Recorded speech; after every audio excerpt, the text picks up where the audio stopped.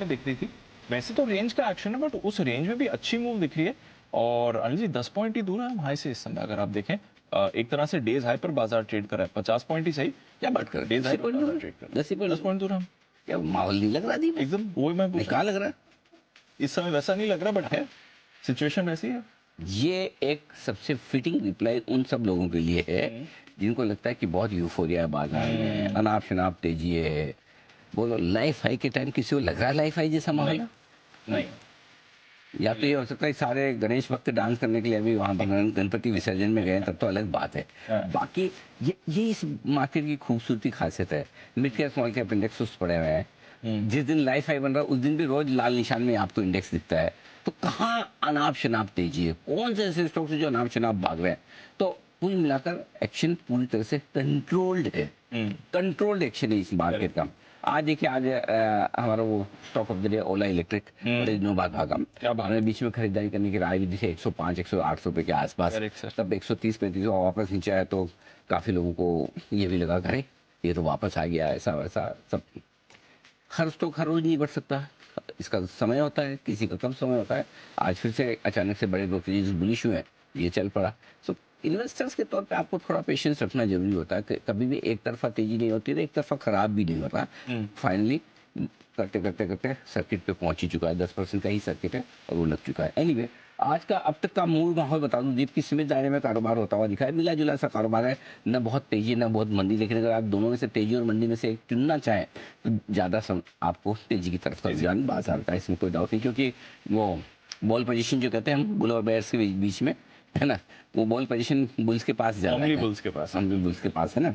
एक दूसरा, आज की ये जो रिकवरी आई है दीप पिछले समय से शुरुआती घंटे के बाद, इस रिकवरी की एक बहुत बड़ी खास बात है। इस रिकवरी की खास बात है कि पहली चीज ये उस समय आई जब ठीक एक सेशन पहले आपने 5 दिनों बाद एफआईएस की तरफ से बिकवाली के आंकड़े देखे।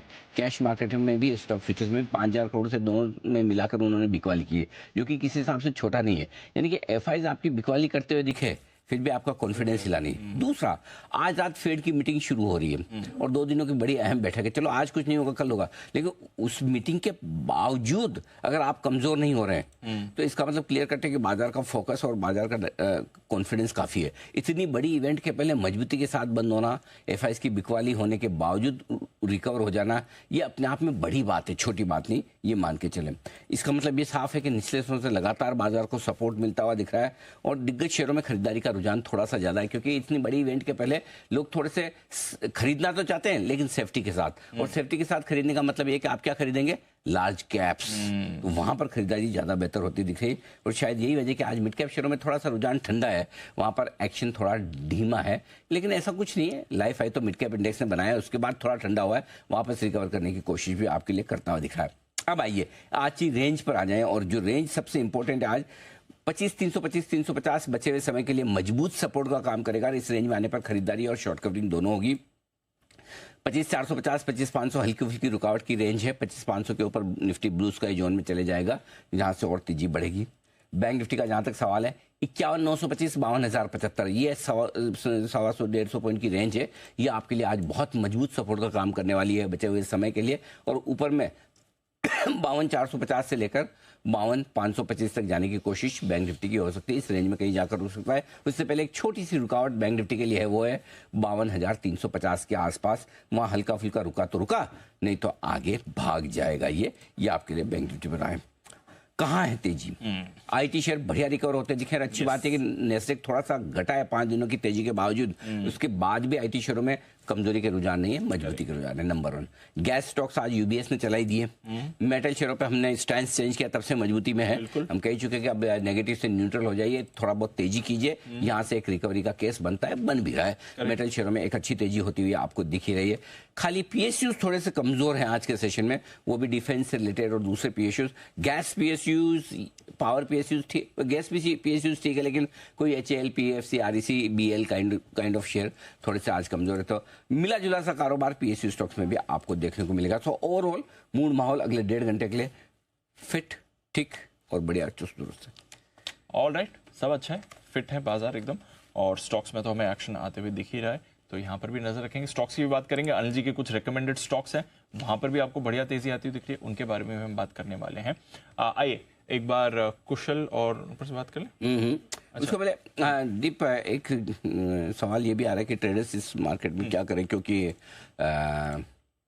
हो ये रहा है कि जिस तरह का माहौल है, जिस तरह की इवेंट्स के बीच में हमें और लाइफ हाई पे है, तो दो तीन चीजें जो अगले 1-1.5 घंटे के लिए ट्रेडर्स के लिए बड़ी काम की है, उस पर फोकस कर लिया जाए। पहला, ओवरनाइट पोजीशन आपको हल्की रखनी, नहीं रखनी, कम रखनी है। जो भी आपको इसमें से पसंद आए वो कर लीजिए, नहीं रखना पसंद आए तो मत रखिए, कम रखना पसंद आए तो कम रखिए, और हल्की रखें। जो भी रखें बिना हेजिंग के न रखें। अगर आप स्पेशली फ्यूचर्स ऑप्शंस, या तो आप ऑप्शन राइट कर रहे हैं, या फिर अगर आप फ्यूचर्स में ट्रेड करके जा रहे हैं, तो फिर आप अपना हेज जरूर करें, चाहे वो पोजीशन कोई भी हो, तेजी की हो चाहे मंदी की हो। हेजिंग आपका करना जरूरी है, क्योंकि दोनों तरफ की पोजीशन में आपके लिए रिस्क बराबर है। आप तेजी की सोच के जाए, कोई 70 पॉइंट आपका डाउ फ्यूचर्स ऊपर है, कौन जाने 70 नहीं हो, जब 200-300 ऊपर हो या 200-300 नीचे हो जाए, कहना मुश्किल है। सो दोनों तरफ की रिस्क है। रिस्क ऐसा नहीं कि आप तेजी करके जा रहे तो ही रिस्क है, मंदी करके जाने में भी उतनी ही रिस्क है, बढ़ भी सकता है, घट भी सकता है इस तरह के माहौल में। इसलिए आपके लिए हेजिंग जरूरी है। कोशिश ये करें कि इंट्राडे ट्रेड करके छोड़ दें। जितना 3:30 बजे के पहले आप 3:20 के पहले अपनी पोजीशन काट सके उतना बेहतर है, लेकिन फिर भी आप जो भी करें कम करें। जो आपको अगर ट्रेडिंग के तौर पर एकदम क्लियर कट डायरेक्शन लेकर ट्रेड करना है, कल और परसों 2 दिन और शांति रखें, ठीक है, गुरुवार तक।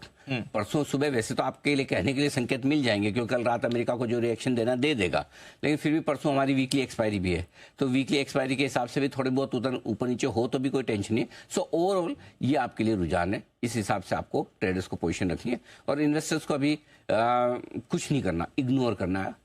मूड माहौल को शांति से बने रहें, बैठे रहें, डटे रहें, टिके रहें, कोई दिक्कत वाली बात नहीं, उनके लिए कोई समस्या नहीं, सिंपल। कोई समस्या नहीं है, ठीक है सर। चलिए, आज तो मजे आ रहे हैं और कोई परेशानी भी नहीं है इस समय। बिल्कुल दीप, और इससे पहले कि